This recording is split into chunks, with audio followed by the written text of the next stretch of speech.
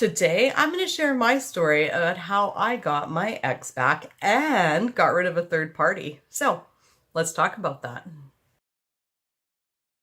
Oh, and one thing I want to add, just as a side note before we dive into this, is this was an old boyfriend and this was a good 7 years ago. I am happily with my Andrew now and everything's fine, but this is something that I manifested years ago. So anyways, just thought I'd add that in there in case anybody had any questions. Oh, and if you would like to see how me and Andrew live and our relationship, you can definitely check out Jerry's channel, and the link is in the description below. Amanda here from createyourfuture.co. So today I'm going to tell you a story of when I actually got rid of a third party and got my ex-boyfriend back. So if you haven't already subscribed, definitely subscribe and hit the bell icon below because I do put out new videos every Sunday, Wednesday, and Friday. Each one of them designed to help you create something wonderful in your life. So I have unmanifested a third person as well as got my ex back. So I'm not going to give too much detail because just in case the person watches these videos, because it's a true story. But you know, it's not even so much the details of what happened in the relationship as much as how I actually accomplished getting rid of the third party and getting back together with this person. So we were together for a good number of years, and then our relationship just absolutely fell apart. It was nasty. And, you know, there was a lot of fighting and, you know, in fact, his parents had to come, his dad had to come pack him up because he couldn't come to the apartment that I lived in, that we were living in when he moved out. So it was quite the mess. And it was for like 3 years. Like, it bothered me. I wanted to get back together with him. And the way that things had gotten left off, I thought that he was never going to forgive me and that he never wanted to be with me again. And I thought he absolutely hated me. And, you know, while I had those thoughts, right, that I was thinking that, of course, I was still trying to get him back. So I'd phone him. And if it was like my number that showed up in his caller ID, he wouldn't even answer the phone. And if I blocked my number or called from someone else's number, he would hear my voice immediately and hang up. I was like, ah. Okay, so like, you know, for 3 years, I tried to get in contact with him with the thought that he didn't want to hear from me. He didn't want to be with me. And then one day I sat down and I thought, you know what? I'm like, and I also figured he had, a girlfriend as well. And because he he's like a really good looking guy and, you know, he's a really nice guy. So I'm like, yeah, he definitely has a girlfriend.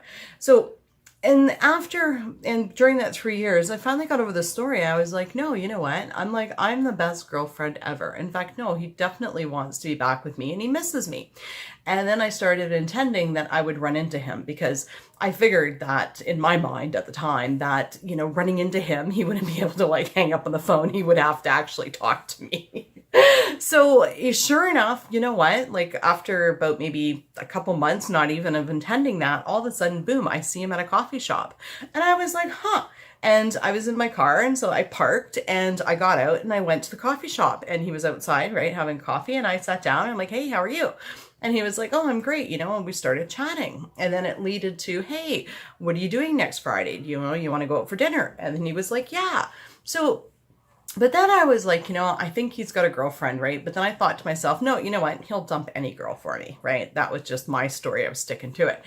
And so what ended up happening was after dinner, we went back to his place, and sure enough, he had all this girl's stuff there, okay? There was her like hair stuff, there was like her clothes, like some of her furniture. I was like, oh my God. I said to him, I'm like, whose stuff is this?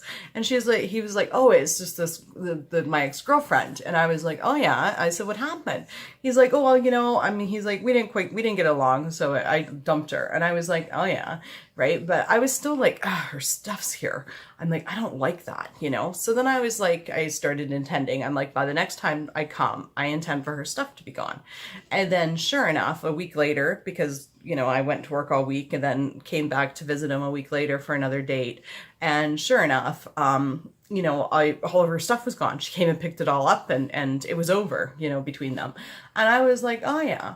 So anyways, so we started hanging out more and more. And, you know, by the end of the weekend, boom, we were living back together again and everything was fine, right? So, and we were together for another couple of years. So I mean, the main point of that story is not to make a third party a big deal, because it isn't a big deal. The more we make it a big deal, the more we're putting onto it that it's this big, unmovable thing. But if we're just like, you know what, it's not a big deal. It's really not. I'm the best. He wants to be with me, or she wants to be with me. I'm the best thing ever. Then, and having that confidence, right? That, you create. And if you say no, they're gone, then they're gone. And it's about believing in yourself, right? So, and trusting that you create things, right? So the two major things that I needed to do to get my ex back was believe that he would forgive me and that he wanted to be with me. And the other thing is to get rid of the third party, was not to make the big deal a party, like the big third party a big deal. Like it wasn't a big deal, and every time I thought of her, it was like, no, you know what? She's totally gone. Of course he wants to be with me. And that just happened. And then even the next time when I went there and still saw her stuff there, I didn't jump to the conclusion of, oh, he's lying to me, she's still around. I said, no. I said to myself, no, she's going to come pick up her stuff and it's going to be over. And sure enough, that happened, right? So, it's about keeping your thoughts and having confidence in yourself and your creations, right? So anyways, yeah, so that's my video for today. Thank you for liking, commenting, sharing, and subscribing. You guys are all absolutely amazing. And we'll see you in the next video. Bye-bye.